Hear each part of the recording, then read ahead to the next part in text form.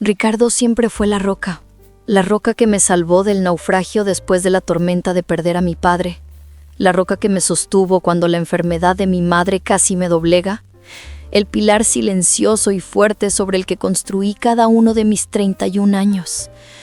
Estuvimos juntos 15 años, una vida entera hilvanada desde que éramos apenas unos veinteañeros en la universidad, y 8 de esos años bajo la promesa sagrada del matrimonio. No éramos solo un matrimonio, éramos un ecosistema, 2 almas en la densa y a veces cruel selva de la vida, siempre con la mano del otro. Él era mi ancla. Pero hace 2 meses, esa roca se desmoronó bajo mis pies y yo caí en un abismo tan frío y oscuro que todavía no sé cómo respirar. Hace 2 meses descubrí que la historia de amor que yo creía estar viviendo era en realidad un sofisticado decorado, una fachada bellísima de una casona colonial, con los cimientos podridos. Descubrí la verdad de sus viajes de trabajo. Un puñetazo en el estómago, eso fue. La revelación llegó una mañana gris de septiembre en nuestro apartamento de El Poblado, no con un trueno, sino con el silencio de una notificación que no debí ver. 5 años. 5 años.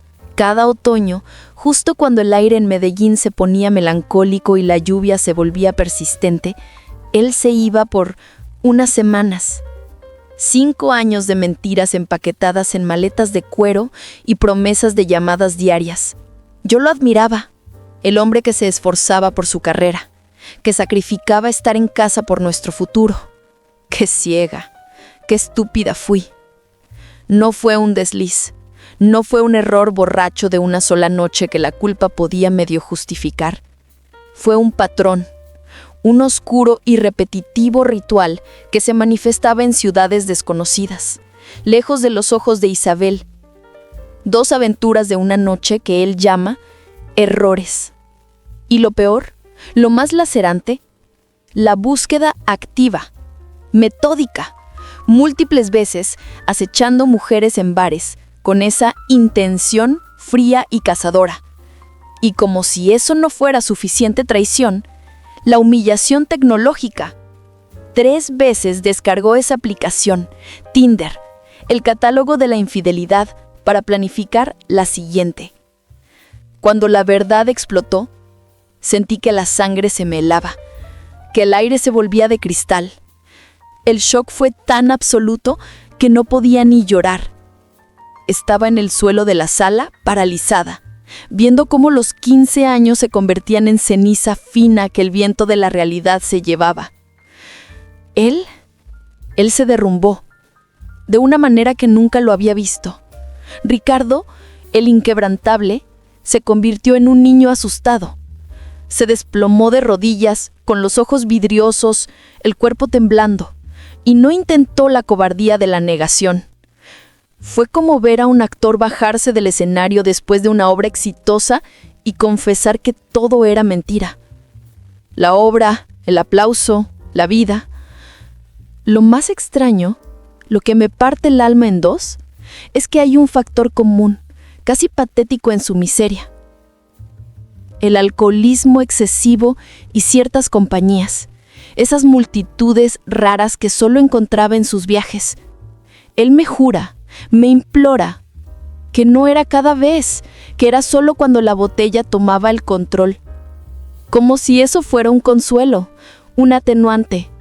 No, Ricardo. La botella te dio el valor, pero la decisión de descargar la aplicación fue tuya. Desde ese día de dolor que llamamos el día de la revelación, él ha hecho lo que todos los libros dicen que debe hacer el que traiciona, pero con una intensidad que me confunde aún más. Ha asumido la responsabilidad frente a todos, sin excusas. Mi familia, su familia, los amigos que hemos compartido. Les ha contado la verdad, asumiendo su vergüenza. Ha renunciado a los viajes, arriesgando su posición, su carrera, todo lo que construimos juntos. Se ha metido de cabeza en la terapia individual, ha devorado libros y artículos sobre el trauma, sobre el arrepentimiento, sobre la adicción. Y a mí me ha permitido el grito. Ha absorbido mi ira como una esponja oscura, sin devolver una sola palabra de reproche, sin levantar la voz, ni siquiera para defenderse de lo indefendible. Nunca, ni por un instante me ha culpado a mí o a nuestra relación. Al contrario, repite casi como un mantra desgarrador: soy yo el que está roto, yo soy el jodido. Estoy tan enojado conmigo mismo. Nunca había visto a mi esposo, el hombre que conocí cuando mi rostro aún era juvenil y mis sueños estaban intactos, tan absolutamente devastado. Y esto es el nudo.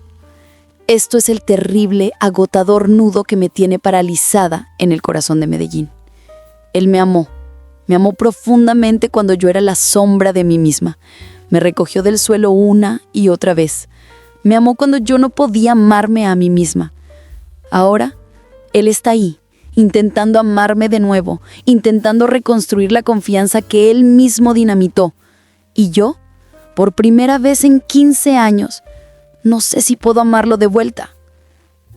Estoy en la lista de espera de mi propia terapia individual. Mientras tanto, trato de flotar en este océano de mierda. Me ocupo de mí, del autocuidado, esa palabra tan de moda y tan inútil cuando el alma duele de verdad. Me cuido la piel, me esfuerzo a salir a ver a las amigas. Busco pequeños fragmentos de alegría en este espectáculo de horror. Estaba a punto de dejar mis metas profesionales, de sacrificarme para que por fin empezáramos a buscar un bebé. Ahora, con un escalofrío en la espalda, me pregunto si eso fue intuición o si mi cuerpo sabía la verdad antes que mi mente. El plan B. Un trabajo, un nuevo enfoque de mi carrera, la vida sin él. El dolor es total. Es abrumador y me agota hasta los huesos. Me siento completamente rota y de verdad paralizada. Todo el mundo me pregunta con esa curiosidad mezcla de morbo y preocupación genuina: ¿qué vas a hacer, Isabel? ¿Lo perdonarás? ¿Lo dejarás? ¿Correrás? ¿O te quedarás a intentar repararlo? Y mi respuesta es siempre la misma, honesta y desesperada: simplemente no lo sé. Y aquí está el otro clavo, el que más me duele. La base de nuestra vida juntos. No solo son 8 años de matrimonio, es la historia, es la pérdida de mi padre. Es su mano en mi espalda en el hospital. Es la lucha por su ascenso. Es esa conexión profunda que se forja en el fuego de las peores batallas. Él era mi roca. Era el hombre con el que yo planeaba ver envejecer a mi madre, el abuelo de mis futuros hijos. Y ahora me ha herido más profundamente de lo que jamás creí posible. No merezco este dolor. No quiero volver a sentir esta parálisis, este frío en el pecho nunca más. La decisión es un precipicio. ¿Me reconcilio con el hombre que me amó y me traicionó? ¿O huyo, me salvo y me quedo sola con mis cenizas? Estoy buscando una señal, un recurso, un libro, algo que me dé la claridad para saber si debo quedarme a luchar o si debo correr tan lejos como pueda. 2 meses. 2 meses desde que mi vida se partió en dos. El tiempo, en lugar de curar, se ha vuelto un enemigo. Me encuentro en una guerra silenciosa, atrincherada entre el pasado glorioso y el futuro incierto. La rutina es ahora mi única trinchera. El olor a café de la mañana en Medellín, el sonido lejano de un bus, el murmullo de la ciudad que sigue, ajena a mi dolor. Pero yo no sigo, yo estoy estancada, congelada en el instante en que leí ese mensaje, en que vi esa foto, en que supe que la verdad era peor que la peor de mis pesadillas. Lo más terrible es la dicotomía. El hombre que me traicionó es el mismo que me salvó. ¿Cómo le pones una etiqueta a eso? Él fue mi faro. Cuando mi padre se fue, cuando la luz en la casa se apagó, Ricardo se quedó en la oscuridad conmigo. Me llevaba el caldo caliente a la cama, me forzaba a caminar por el Parque Lleras solo para que viera algo de luz solar. Me amó con una paciencia y una devoción que yo creía inquebrantables. Él era mi escudo. Me recogió del suelo una y otra vez, una y otra vez. Y ahora, él mismo me ha lanzado al vacío. La gente me recomienda libros. Unas amigas me han pasado uno, El lazo de la traición. Pero, la verdad, no puedo con la bilis de la otra autora, esa de Layli Champ. Me parece demasiado crudo, demasiado simplista. Mi dolor no es una ecuación que se resuelve con la rabia. Mi drama es de una complejidad agotadora. ¿Cómo separo al Ricardo traidor del Ricardo salvador? La terapia individual está lejos y yo necesito una voz, una brújula que me diga si estoy intentando revivir un cadáver o si realmente vale la pena luchar por el alma de este hombre. En las noches, cuando el silencio se hace profundo y solo se escucha el viento en las palmas, la rabia sube como la marea. Me levanto, camino por el apartamento, lo observo. Él duerme acurrucado, con el rostro marcado por la tensión, como si llevara todo el peso de su culpa en la espalda. Yo me acerco y de pronto siento el impulso de despertarlo con un grito, de lanzarle todo lo que guardo, todo el asco de saber que él me elegía a mí, pero después elegía el licor y el anonimato de un bar. Él elegía el riesgo. ¿Por qué? ¿Por qué arriesgar 15 años de historia, esa historia sagrada que compartimos, por la vulgaridad de unas horas en un hotel? Él ha cambiado, y ese cambio es lo que me mantiene al borde del precipicio, sin caer del todo. No es solo la terapia, no es solo el renunciar a los viajes, que de paso fue un golpe duro a su economía y a la estabilidad que buscábamos. Es la mirada. No hay una pizca de autojustificación. Él no dice, fue en estrés, fue la falta de sexo, fue culpa de la compañía. No, simplemente dice, yo estoy roto. Y lo dice con una verdad que desarma. Se ve su dolor, la vergüenza real en la forma en que recoge el café, en el tono bajo de su voz, en la manera en que se sienta a leer esos libros que le indican cómo reparar el daño. Es una reparación activa, no pasiva. Pero la desconfianza, la desconfianza es un veneno lento que me está matando. Me cuenta que en los bares buscaba, que descargó Tinder 3 veces, y cada detalle es un alfiler clavado en la memoria. ¿Cómo saber que ahora es diferente? ¿Cómo confiar en que ese patrón de escape, ese impulso que lo llevaba a buscar en la oscuridad, ha desaparecido para siempre? Yo no puedo vivir con la duda de que cada llamada perdida, cada retraso en el tráfico, sea el preludio de una nueva traición. Estaba tan cerca de mi sueño, nuestro sueño. El bebé. Yo ya había desconectado mis metas profesionales para concentrarme en ser madre, para crear esa familia que tanto deseaba. Y la ironía cruel es que el mismo hombre que me ayudó a sanar mis heridas me ha destrozado justo antes de empezar el capítulo más hermoso. Ahora tengo que crear un plan B. Tengo que recuperar mi carrera, mi independencia económica, porque ya no puedo confiar en el futuro que él me prometió. Es una tarea agotadora. Me levanto cada mañana con esa pesada carga. Mis amigas me dicen, corre. Mi madre me dice, es un patrón mi niña, no va a cambiar. Y yo sé que, objetivamente, tienen razón. Una infidelidad de 5 años no es un error, es una vida paralela. Pero luego miro el pasado. Miro al joven Ricardo que me sostenía la cabeza cuando yo lloraba por mi padre, al hombre que celebraba mis pequeños triunfos laborales, que me miraba con un amor puro. Ese hombre existió, y yo lo amo. Él fue mi roca. El conflicto es tan grande que me paraliza. Me siento como si estuviera a punto de ser arrollada por un bus y al mismo tiempo tengo la opción de subirme a ese bus para llegar a un lugar mejor. Todos me preguntan qué voy a hacer. Yo, la mujer que siempre tuvo planes, que siempre supo que quería. Y ahora solo puedo decir, no sé. La verdad es que si me voy sola. Y me da miedo empezar de nuevo. Pero si me quedo, ¿seré capaz de vivir en una casa donde cada rincón me recuerda a una mentira? Ricardo ha sido ejemplar en su arrepentimiento, lo admito. Ha absorbido mi ira, ha permitido que yo le grite sin defenderse. Esto lo hace diferente a muchos otros hombres infieles. Pero el problema no es solo la infidelidad, es la falta de respeto. Es la sensación de que mi vida entera fue una ilusión. Y eso, mi corazón no lo puede curar fácilmente. La herida es demasiado profunda, el dolor demasiado devastador. No merezco esto. Estoy buscando la claridad en esos libros, para encontrar el límite. ¿Cuál es el punto de no retorno? ¿Hasta dónde debe llegar la humillación para que la dignidad me grite que corra? ¿O hasta dónde debe llegar el arrepentimiento para que el amor me susurre que me quede? La respuesta no está en un manual. Está en ese lugar oscuro de mi alma que tiene miedo de estar sola, pero que tiene más miedo de volver a ser traicionada. El dilema es este. Él me amó cuando no podía amarme a mí misma, y ahora está intentando amarme cuando yo no sé si puedo amarlo de vuelta. Esto no es un simple problema de pareja, es una crisis de identidad. Si lo dejo, me pierdo a una parte de mí. Si me quedo, pierdo mi respeto. Por eso estoy paralizada, y el tiempo corre. 2 meses han pasado y el conflicto es más grande que nunca. Sigo buscando esa señal, ese recurso que me diga si debo reconstruir mi vida con él o si debo aceptar que se acabó. Estoy exhausta, pero la respuesta debe llegar pronto. 2 meses de neblina mental.